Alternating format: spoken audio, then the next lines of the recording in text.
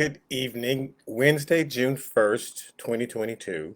My name is Douglas Griffin. This is my Wednesday night Bible study where we are studying the book of John, going through verse by verse. Um, we've reached an interesting part of, well, it's always interesting, so I guess that's dumb to say. But uh, interesting, wait, what does that say? No, why? I hate the computer. Okay. Um, an interesting message that Jesus is having to deliver. Uh, he's dispelling some myths. He's kind of breaking them down and kind of exposing them so that he can build them back up. Because sometimes we have created stories in our minds. We have certain beliefs that have to be knocked down in order for us to grow, in order for us to progress, to go forward. So Jesus is looking at this group of people and saying, I got to tell you a few things that you have totally wrong. And then he corrects them. So let's recap. Jesus has just fed the 5,000. And when it was done, the people are going away. The disciples don't want to leave Jesus by themselves for various reasons, by himself. Mostly they'd had a previous experience getting on a boat and going across, and there were all these waves, and at least Jesus was in the boat with them. But at this point, Jesus is just sending them out by themselves. And so they're, well, are you sure you don't want to go with us? No, just go. So the disciples have left, and of course, a storm comes up, and they see Jesus, and it's, Peter says, oh, come to me, can I come to you? And all this stuff happens. But anyway, they end up on the other side, and then they walk to Capernaum. So that's where we had left them. But it's the crowd that John wants to focus on now, not the disciples. He wants to focus on the crowd that had just been fed, the 5,000 who had just been fed, and their reaction. Because Jesus has just fed 5,000 people with some pancakes and a couple sardines. And the disciples should be thinking, well, he can do anything. This is incredible. So we're not going to be afraid of some waves because look what the man just did. But instead they panic because, okay, you do that, but that doesn't mean you can handle waves. We don't transfer God's power to our situation. We see, look, God raised that person from that wheelchair, but that has nothing to do with my rent being due. So I'm still going to panic about that. Or, we don't think God can do everything. He can just do the few things that we saw him do. So we're not able to transfer that, which is part of what Jesus is working on with the people. I need to change how you view God and what he's capable of doing. Okay, so John's now focusing on the crowd and how Jesus comes after them. I'm going to read you the verse, and then I'm going to say it better than it was written in this old English style. So on the following day, after he's fed the 5,000, after he's gone across, walked on the water. Now, the 5,000 did not see him walking on the water, which is part of the problem. So on the following day, it says, when the people who were standing on the other side of the sea, so the disciples have already crossed over. So these are the people who are standing where Jesus just was, right, where he fed the 5,000. The people who were standing on the other side of the sea saw that there was no other boat there except that one which his disciples had entered. So, and that Jesus had not entered the boat with his disciples. Now, the people who were standing on the other side of the sea, the day before, that night, after they'd been fed, they saw there was no other boat there but one. So they saw the disciples get in that boat and go across, and they know that Jesus did not go with them. So it doesn't seem to say that, but that's what it means to say. The people who were standing on the other side of the sea had seen previously that there was no other boat there except the one which his disciples has entered, and that Jesus had not entered the boat with his disciples. So they think Jesus is still there, right? We know there was only one boat. The disciples got in it. Jesus was not with them. So Jesus must still be here somewhere. We're still hungry. So we're still looking for Jesus. It says, but his disciples had gone away alone. They knew Jesus hadn't gone with them. John 6, verse 23, it says, however, Other boats came from Tiberias, near the place where they ate bread after the Lord had given thanks. So they knew that a wind had blown. There must have been some sort of storm on the sea, because these boats from Tiberias, empty boats, had been blown all the way from Tiberias to them. So they knew that there had been a storm on the sea, because these empty boats from Tiberias had blown their way. So there's a bunch of boats there now the next day from Tiberias, but that had nothing to do with Jesus. Jesus was still there. Jesus hadn't gotten any of those boats. So it says, okay, however, other boats came from Tiberias, near the place where they had eaten bread after the Lord had given thanks. So when the people therefore saw that Jesus was not there, because they looked for him, nor his disciples, who had not come back for him, excuse me, they also got into boats and came to Capernaum seeking Jesus. So they got into those empty boats that had blown over from Tiberias, and they said, we're going to go in that direction toward Capernaum, because we know Jesus and we know he's in Capernaum. First question, how did they know that? Because they didn't know where Jesus had gone. He had not gotten in the boats with the disciples. They were looking for him. Thank you. And he was not there. So they knew Jesus was in Capernaum. Did you know that Jesus had a hangout place? And he did. It was Capernaum. And we want to say, oh no, he was holy and he loved all places equally. No, he's not stupid.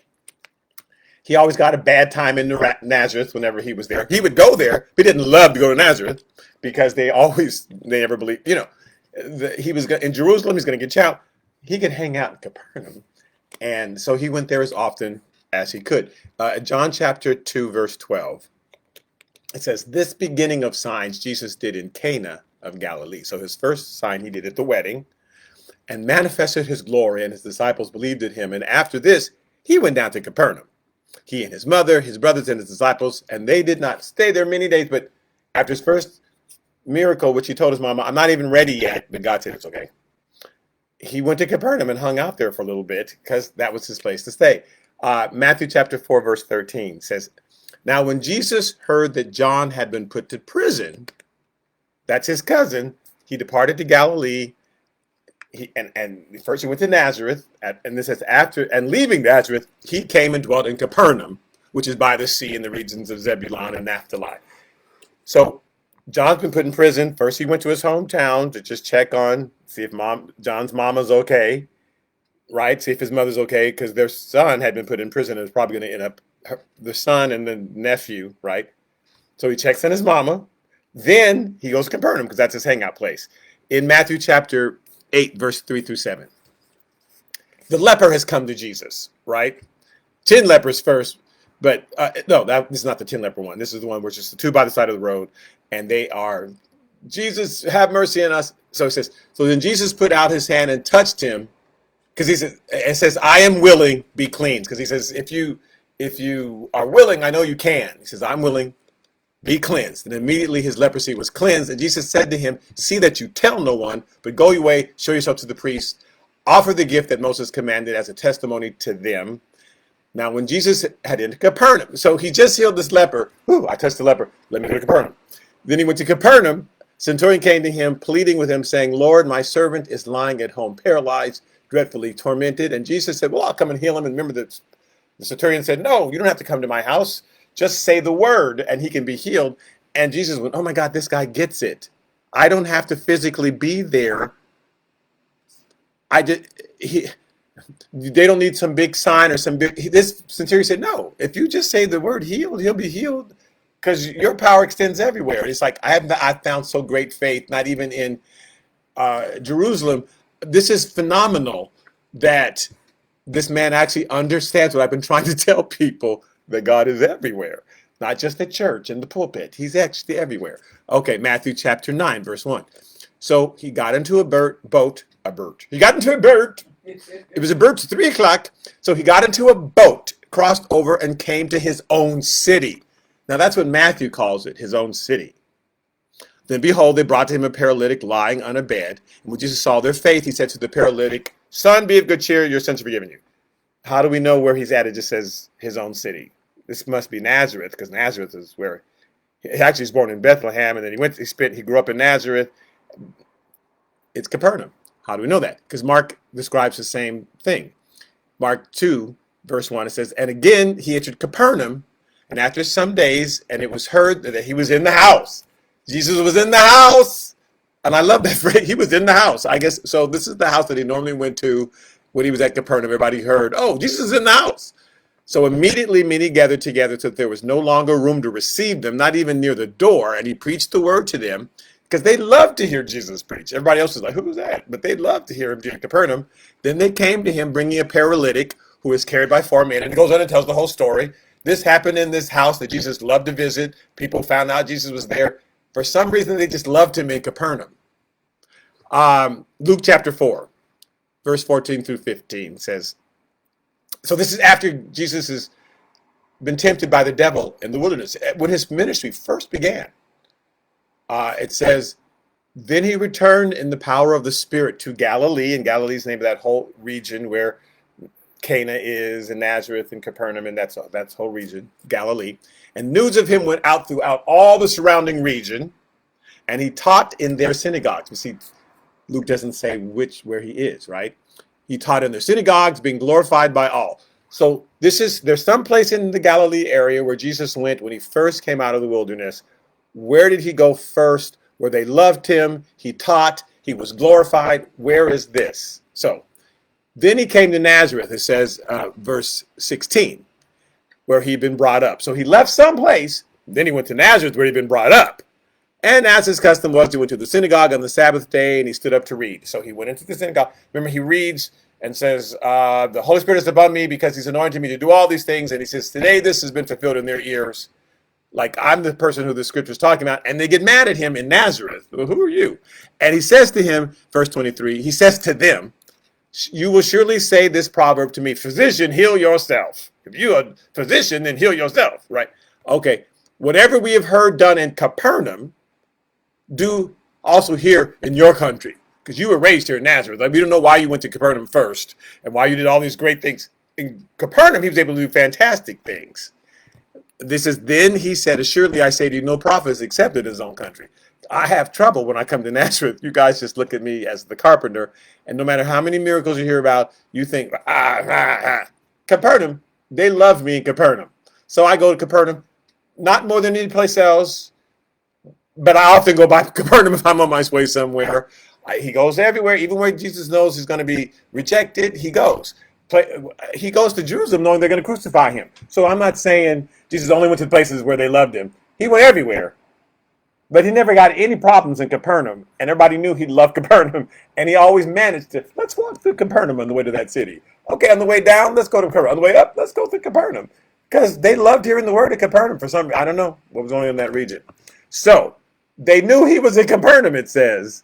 They also got into the boats, and now they didn't know where Jesus was. He disappeared. He didn't get in the boat with the disciples. He's not up here. We've been waiting. We have no idea where unless he walked across the water, we have no idea where he is. He must be Capernaum. So they go to Capernaum, and when they found him on the other side of the sea, they said to him, Rabbi, when did you come here? And they're shocked to find him because one boat left. The disciples were in it. Jesus was not in it. Boats came from Tiberias and floated over, but they were empty. They got in the boats and went over. Where is Jesus? And plus, they beat him because it's a long walk around when you could just take the boat and go over and be there, in a couple hours.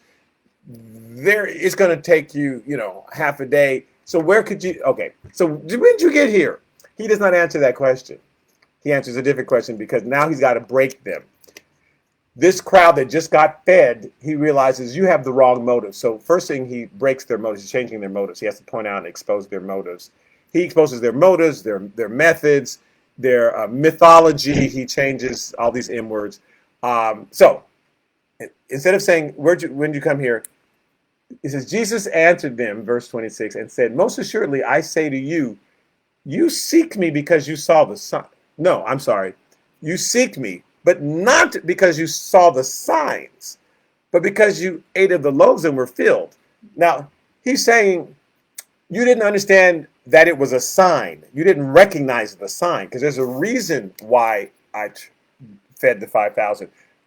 Trust me, we are the same way. We don't understand. We just think these are great Bible studies. Oh, Jesus turned the loaves, the fish into the bread. Wasn't that cool? No, Jesus was making a point. This is what Moses did. I'm doing the same thing. This is the place where Moses did it. I'm trying to get you to understand who I am, and I'm trying to link all these scriptures together. And there's a reason why I'm doing this. It's not just, isn't that a great Bible story? Jesus had nothing to do, so he thought he'd feed the 5,000, which is how it's always taught. But it's like, there was a sign. You're not here seeking me because you got what the sign was about and what I was trying to show you. You're just here because you got filled and you want some more food. And so he's wary. Jesus is always wary of people who are chasing after miracles. And there are people who do that, right? They go from church to church. Ooh, I hope I get a prophecy. I hope I get a word. They don't really want Jesus. They just want excitement. Ooh, they got a great band there. Go to that church. Ooh, they got this. Ooh, I heard they're opening an bowling alley there. Churches that have tennis courts and people are going there because this is a great country club. I love this church up in Bel Air because they've got, all this social hour. One guy told me, hey, if you come to church and really don't want to hear the sermon, they've got a television playing over in the pool room and you can just listen to the sermon while you're shooting pool. And I thought, if you're coming in and you don't want to hear why are you there? Because they've got a great pool room. And I can play some ping pong, and this can be playing in the background. Okay, so you just came here because you ate, and you got full. Now, here was the miracle.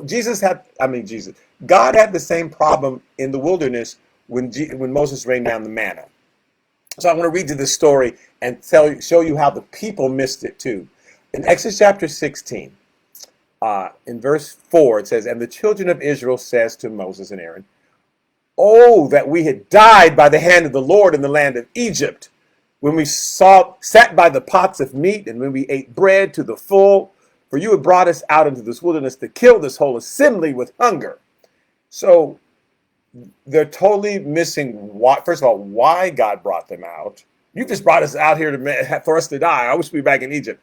For 200 years, you've been praying, deliver us from Egypt. And when I deliver from Egypt, then you say, oh, I don't know why. We should be back in Egypt. So did you really want to be delivered? No. This is why it took 200 years just to get them to the point where they would go with Moses. Trust me, the people, had Moses gone 50 years earlier, 100 years earlier, the people would not have followed him out of Egypt because they loved them some Egypt because where they were, it was fertile, it was steady work. They always knew where their meals were coming from. Don't send us to the wilderness or don't send us to Canaan and we're going to have to fight people and fight those. We're good in Egypt. Okay, so he finally finds a group that's willing to go, and they can't wait to go back. So God's probably kind of upset about that. But they say the purpose you brought us out here was to kill us. So God's saying, you don't understand why. I'm trying to fulfill this promise that I made to Abraham, Isaac, and Jacob. That's why you're here. But you don't even know why you're out here. And you don't think I can feed you. So you don't know who I am. So you don't know why you're here. You don't know who I am. So the Lord says to Moses, right in the next verse 4, that's verse 3, Exodus chapter 16, verse 4. Then the Lord said to Moses, behold, I will rain bread from heaven for you, and the people shall go out and gather a certain quota every day, so that I might test them. So I'm going to rain down bread. I'm not trying to prove myself to them. I'm actually testing them. I'm going to tell them that they can have a certain quota every day, so I might test them whether they will walk in my law or not. So first of all, I want to know who's going to be obedient to me. So that's why I'm raining down bread. And I'm going to say you can eat this much. He could have done it a different way. He didn't have to rain down bread. Like, oh man, all I can do is rain down bread. I don't know any other way to feed them.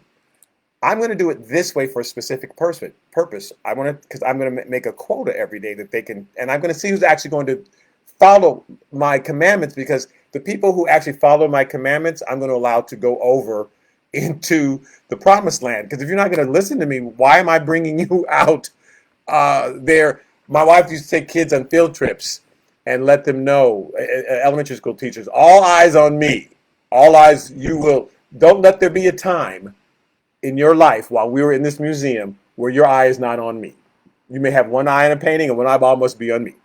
If you cannot obey me, if you cannot follow my instructions, because we're not tearing up these people's stuff in this museum, then I'm not going to take you. That was always the understanding. We can't go visit the zoo or visit the thing unless you're going to be totally obedient to me. And God's saying the same thing to, why am I taking you out of Egypt? You're not just going to run crazy in the promised land. I'm going to find me some people who will listen to me and obey me. And those people I'm going to bring in. So the point of the bread was like, oh, aren't you an incredible God? You can rain bread. I'm going to rain down bread. Because again, it's not like God was stumped for getting them food. I'm specifically going to do it this way so that there's a certain quota, an amount that they're going to get each day. And I'm going to see who's going to listen to me, whether they walk in my law or not. And then he says in verse 12, I've heard the complaints of the children of Israel. So speak to them, saying, at twilight you will eat meat, and in the morning you shall be filled with bread. And then you shall know that I am the Lord your God. So the second reason I'm doing this, so that you'll understand that I'm the Lord, because you don't know who I am. For you to be complaining like that, you must think I'm just some visiting uncle who happened to do a magic trick one day with the water, and you cry. But that, you don't understand that I am Jehovah God. I created the universe. You never have to sit and complain and shake your fist at me. And how you look, God, what you brought me to, and you don't know what you're doing, and you're going to make me die. Do you not? What? You don't know who I am. You must not know who I am. I'm not the one to be doing this to. So there's two things I want to teach you. I want to find out if you're going to obey my word, and then if you understand who I am because of it. So they didn't understand the lesson of the bread. They thought, oh, he's writing down this manna because we told him to, and because we were hungry. No, that's not why I'm doing the manna lesson. And so Jesus is saying to them, you don't understand why I did the loaves and the fishes. You don't even get it. I wasn't doing that to feed you. I mean, yeah, that's a byproduct, but I need you to know that I'm the Messiah, because if you don't believe in me by the time I leave here, if you're in the group yelling, crucify him, you're going to eternally burn in hell. So I'm trying to show you that I'm God. I'm not doing it. So he says, you came here not because you got what the sign was about, that you understood. Oh, that God who rained down manna from heaven, that God is now manifested and he's here on earth. You didn't understand the sign. You just are hungry. And that's not the reason to come after me. John chapter 6, verse 27. So it says, do not labor, do not work hard for the food which perishes. Like you got on boats and came all the way here just to get some more pancakes. But I wish you were trying to get some more Jesus. That's what you need. So don't do labor for the food which perishes. It doesn't mean you can never eat. He's just saying, if you're going to work really hard for something, work to understand who I am and to know me, and then I'll supply all your needs. Remember, seek first the kingdom of God and his righteousness, and then all these things will be supplied to you. So if you're going to really work for something and spend your time fretting, and let it be working your butt off to know me, because if you know me, you'll know I'll supply all the rest of your needs. So he says, do not labor for the food which perishes, but for the food which endures to everlasting life, which the Son of Man will give you, because God the Father has set his seal on him. So please understand who I am, and then your life will, prosper. So then they said to him, well, then what shall we do that we may work the works of God? Because he had said, don't work so hard. Oh, well, we won't work the works of God. So tell us what we should do. So now he's got to change their methods. First, he's changing their motives. He's challenging their motives, right? You just came here because you were hungry. So now they're saying, okay, give us an assignment. Give us an assignment. And we like assignments. Tell me something that I can do. And he's like, no. You're not going to do anything. I need you to believe my words. Believe me. Believe in me. You don't have to do anything to get everlasting life. But that doesn't make sense to most people. So we love churches where they say, here are the 8 assignments that you have. We go, oh, good, that's something I can do. And then, you got to witness to somebody once a week, or you got to do that. They'll give you your assignments. And people love that. Yay, I went to church and they told me I'm going to go to hell unless I did these 12 things. So now I know what to do. And God said, no, have a relationship with me. I'll tell you what to do. But first, work really hard in relation with me. So he says, don't work hard for the food, but work hard. Well, tell us what we can do that means works of God. And Jesus answered to them, this is the work of God, verse 29, that you believe in him whom he sent. That's all you got to do. Just believe in me. I'm here trying to help you. Hello. Do you understand the words that are coming out of my mouth? I'm trying to help you. And you keep thinking, no, there's got to be something I got to do. No, There's something you have to believe. John chapter 6, verse 30. Therefore they said to him, well, then what sign will you perform that we may see it and believe you? Which is hilarious. He just turned 5 loaves and fed 5,000 people. So how, what's like they missed it. Oh, this is delicious. We're so happy. Where's that guy who fed us? Hey, you need to give us a sign. Did I not just give you a sign? That's the very thing I said. You didn't understand the sign. Okay. So what sign will you perform that we may see it and believe you? What work are you going to do? Because our fathers ate the manna in the desert. As it is written, he gave them bread from heaven to eat. So, Moses gave them bread from heaven to eat. So what are you going to do for us? And they just really want some more food. They just want some more food. Do another miracle. Make strawberries come out them apple trees, or, because we're hungry. So he gave us manna from heaven, feed us again, because we're hungry. So what more are you going to do? So Jesus said to them, so now he's changing their understanding of scripture.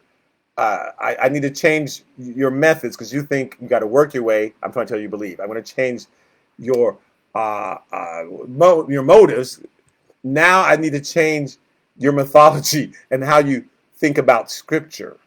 Jesus said to them, most assuredly, I say to you, Moses did not give you bread from heaven. My Father gives you the true bread from heaven. You think Moses did that. You think that was about Moses supplying their need. It was always about God. God said, I'm doing this so that you know that I am God. And yet you now worship Moses. And we love to worship a man. We love to worship, that teacher's so good, that preacher's so good. And if I just get 15 minutes tapes. And God says, excellent. I'm so glad you're listening to those tapes. But spend a little time with me. Because it's really about me. Those tapes are talking about me. Those books are talking about me. You've got 15 books now and how to be in the courts of heaven and all. But those books are talking about me. So every so often say, hey, Lord, and talk to me. Because if you don't have a relationship with me, so you're thinking about Moses. Surprise, Moses did not. That wasn't Moses who did that.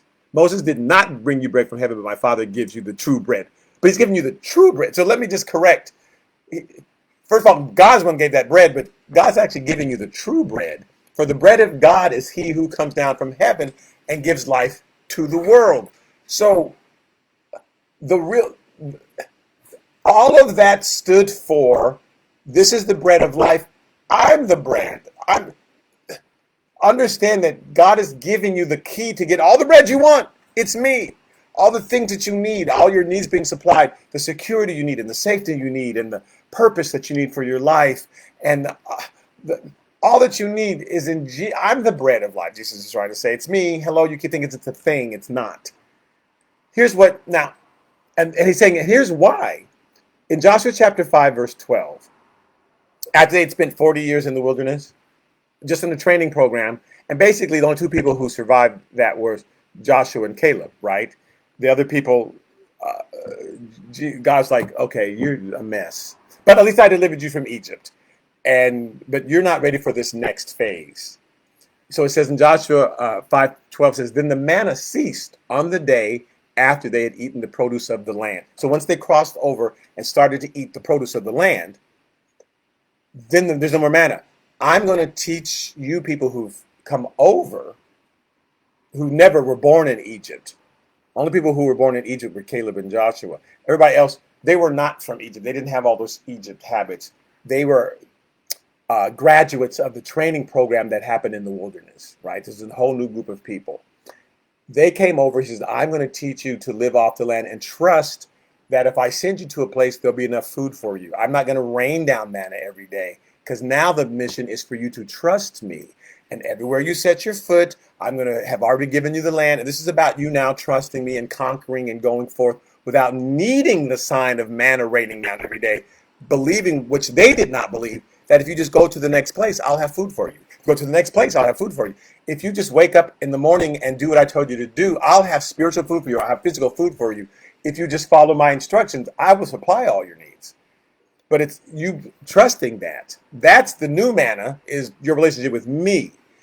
So it's like you're missing the whole lesson. Don't forget, when they got into the promised land, there was no more manna. That was for rebellious people. Signs like that are for rebellious people. And it wasn't even a sign to feed them. I'm trying to train them to obey me. But I'm the new manna. Okay. So they said to him, so he says, the bread of God is he who comes down from heaven. So they said, well, give us this bread. We want this bread then. Now, they're saying it with an attitude kind of like the woman at the wells. Remember, Jesus says, whoever drinks of this water, in John chapter 4, whoever drinks of this water that I shall give him will never thirst. But the water that I shall give him will become in him a fountain of water springing up into everlasting life. And so the woman said to him, well, then give me this water that I may not thirst. And she's kind of making fun of him. Oh, you got water that you can give me that I'll never thirst again? Well, then give it to me. And they're kind of saying the same thing. Then it's not true. Oh, we want this bread. First of all, he says, I'm the bread of life. Well, give us that bread that if you've got some bread, because that's what the whole point is. We don't want to be hungry anymore. So if you've got some bread and then I never have to go to the store, I want that bread. Hello. So Jesus says to them in John chapter 6, verse 36, I am the bread of life. Me, I keep saying, I am the bread of life. He who comes to me shall never hunger, and he who believes in me shall never thirst. But I said to you that you have seen me, and yet do not believe. So you see me. You saw what I did, and it didn't make you believe in me. It just made you want more bread. And that's what we have to be careful of when we push. God does miracles all the time. He heals. He does. But we have to be careful when we push the miracles above pushing Jesus. Ooh, go there because God really moves, and go there because God really does miracles, and go there because they speak in tongues. Go somewhere where they're giving you Jesus, because you can just get hooked on miracles. You can get hooked on all that stuff and miss having a relationship with God. And really, just like there are people who chase after tornadoes because that's interesting to them and they film them, and people who chase sharks, and you can be chasing after miracles and not ever getting a close relationship with God. So he says, you've seen me and you don't believe. You saw what I did, you don't believe. So here's an interesting thing that he says next. All that the Father gives me will come to me. Now, this has caused great controversy. All that the Father gives me will come to me. So there are people who say, oh, see, this is proof that God predetermines who's going to get saved. Because he says, all that the Father gives me, or all the people that the Father gives me, they'll come to me. Oh, see, so God's already decided who's going to get saved. Because he's saying, God's already given him these people and they're going to come to him. Okay, so let's look at this. Because these just last 4 verses that are interesting. God knows in advance whose heart was going to melt before him, and he has a specific destiny already designed for them. And he knows in advance who, no matter how much, because we're doing Moses and Pharaoh on Sundays, we're going through Exodus, we're doing Moses and Pharaoh, right? As hard-headed as Moses is, once I show up in a burning bush, he goes, okay, I'll give in. As hard-headed as Pharaoh is, the more I do stuff, the more his heart just hardens. Moses finally gives in, his heart turns soft, and he listens to me.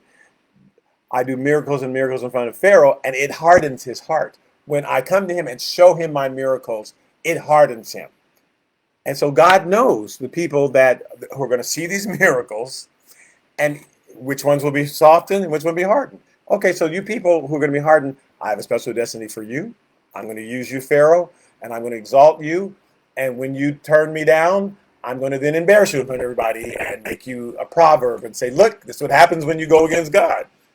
But I didn't make you go against God. I just already know what you're going to do. Hey, Moses, I know what you're going to do.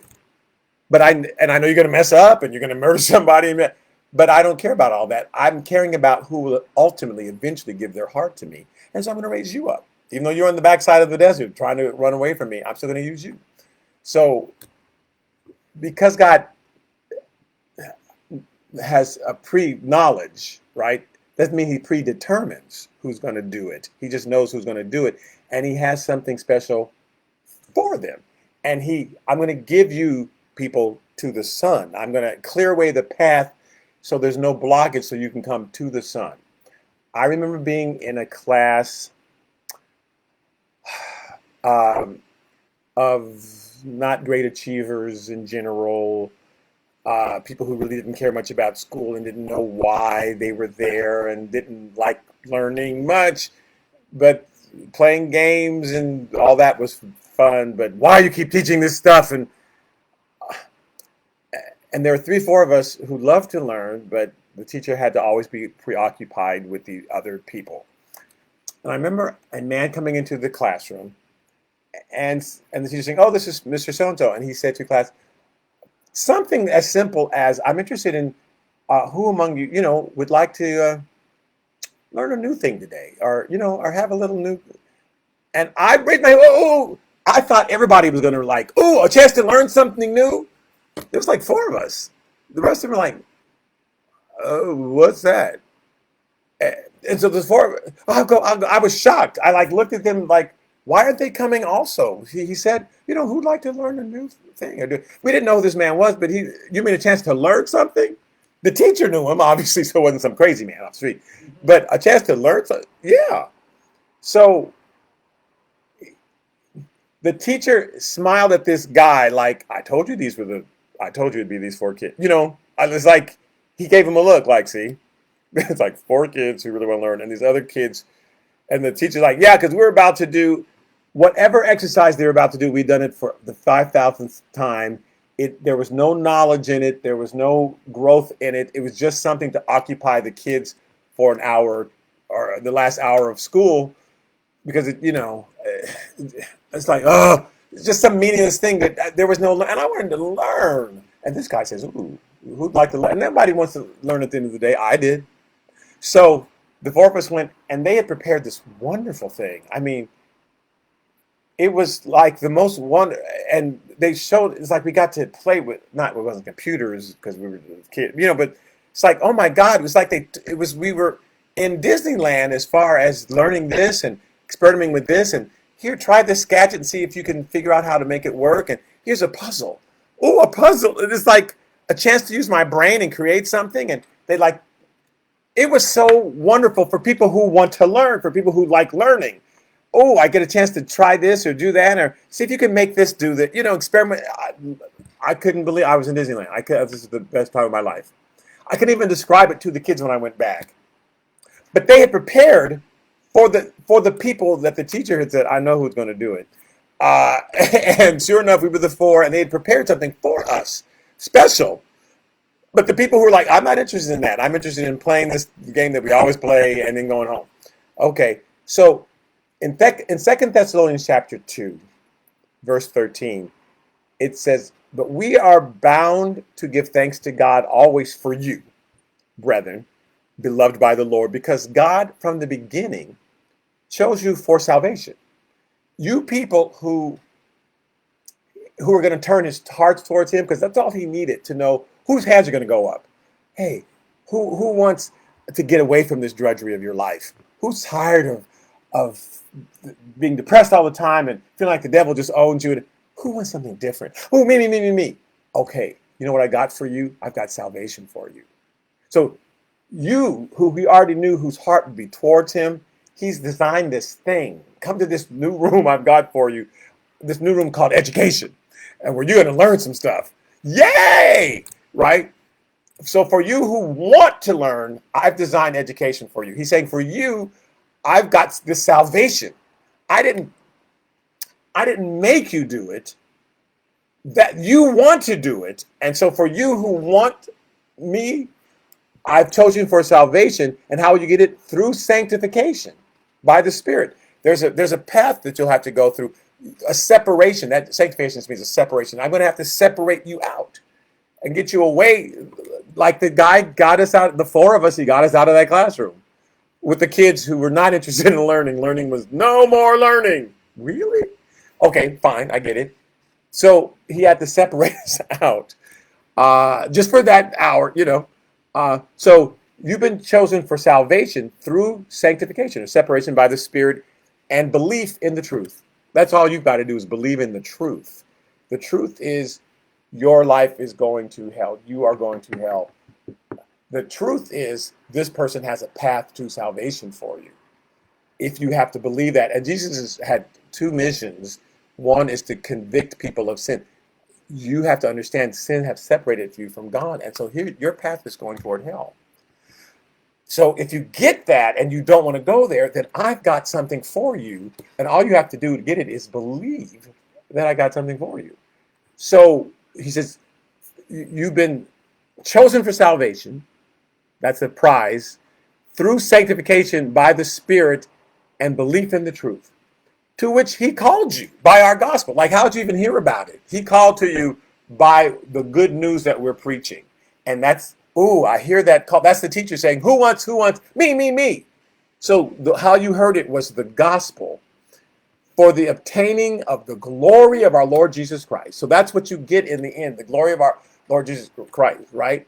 And so it's not that God chooses who's going to be saved, but for those who want to be saved, what he's chosen for them is salvation. I've chosen to rescue you. All you people drowning in the pool, who wants out? I do. Okay, I'm going to rescue. I've got all these life preservers for all you people who want to get out of that burning building. Me. The rest of you who say, oh, this is lovely and cozy in this burning building. Fine. But if you want out, I'm going to open the door for you so you can get out, right? But there are people who want to stay. John chapter 6, verse 37, the second part of verse 37 says, so, and the ones who come to me, I will by no means cast out. So it's not like I'm not going to be obstruction to you. God has given you to me. He said, these are the ones who raise their hand.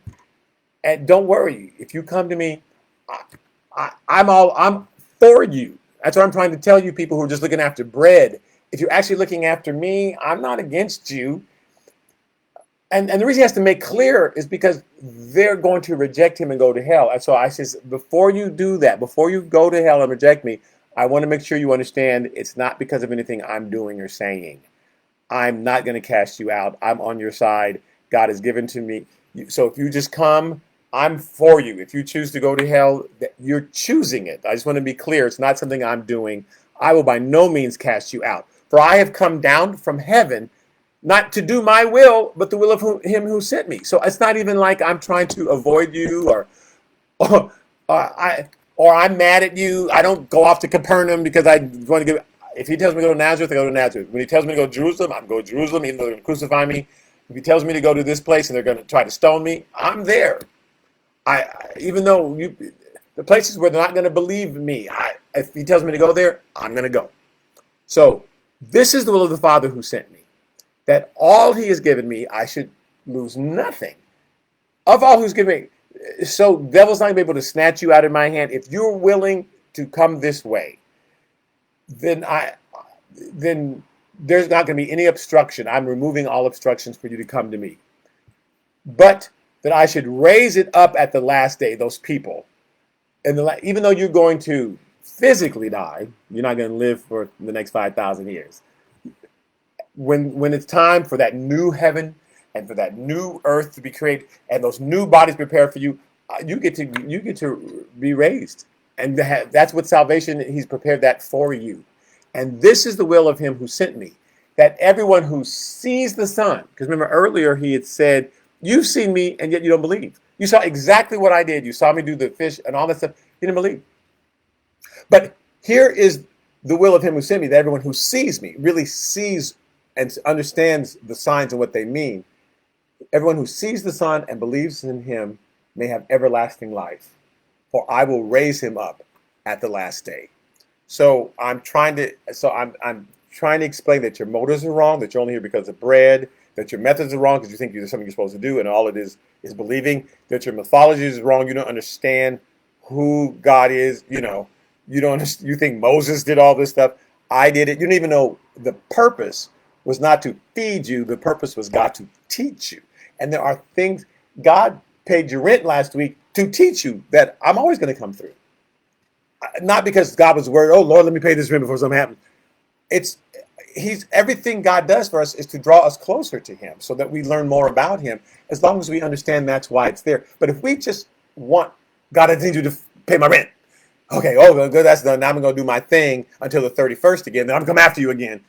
Then that bugs God, right? Because you're not really wanting him. You're just wanting the rent paid. You're not really wanting me just to say, you're just hungry. I need you to want me, because then you won't sweat and be crazy all month. That's the whole point. You don't have to have 30 days of anguish, and then on the 31st, you can have me all, and then I will supply all your needs. I teach you how to be happy. So I need you to want me, but you've got to understand what this is all about. And so Jesus is trying to upend their thinking. Now, he's about to go to the synagogue and upset them, and then he's going to go to disciples and upset. But he's got to say radical things, because sometimes it takes radical things to change our belief, change our thinking. Okay, so I'm going to stop there. But thank you, because he's done with them, and then he's about to go to the next group, and we'll study what he says to them next. But thank you again, for tuning in, and I just want to make sure I'm not missing anything. Let anybody said anything. You're the best, Rodney. Okay, so thank you so much, and I will talk to you on Sunday, where we are going through Exodus, or I'll see you on next Wednesday, when we're continuing the book of John. And wait, I don't know if I can pull this up. There it is, and bye-bye.